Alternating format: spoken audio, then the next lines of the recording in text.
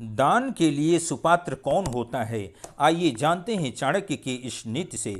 वित्तम देहि गुणान्वितेषु मतिमन्नान्यत्र देहि क्वचित् प्राप्तं वारिनिधिर्जलं घनमुखे माधुर्ययुक्तं सदा जीवांस्थावर जंगमांश्च सकलान् संजीव्य भूमंडलम भूयः पश्य तदेव कोटिगुणितं गच्छन्तमम्भोनिधम। अर्थात हे विद्वानों, गुणों से युक्त मनुष्यों को धन दो, गुणहीनों को कभी मत दो।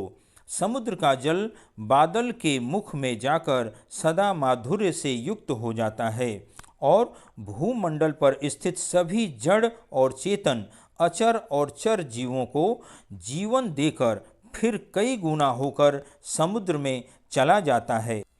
व्याख्या। आचार्य ने इस श्लोक में दान की महिमा का वर्णन किया है। वे कहते हैं कि गुणवान को दिया गया धन देने वाले के पास सहस्त्र गुना होकर लौटता है।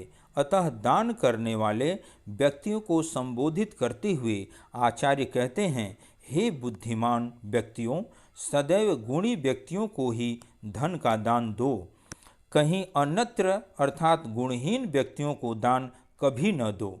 इसी तथ्य को वे एक उदाहरण के द्वारा समझाते हैं।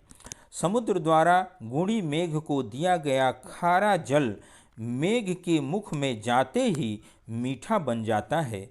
मेघ उस जल की वर्षा करके भूमंडल के सभी जड़ चेतन प्राणियों को जीवन प्रदान करता है। वर्षा से अन्नादि की उत्पन्न होती है। वर्षा के रूप में मेघ द्वारा बरसाया गया जल समुद्र द्वारा मेघ को दिए गए जल की अपेक्षा करोड़ों गुना अधिक होता है और फिर उसी समुद्र में पहुंच जाता है। इस तथ्य को इस प्रकार समझें।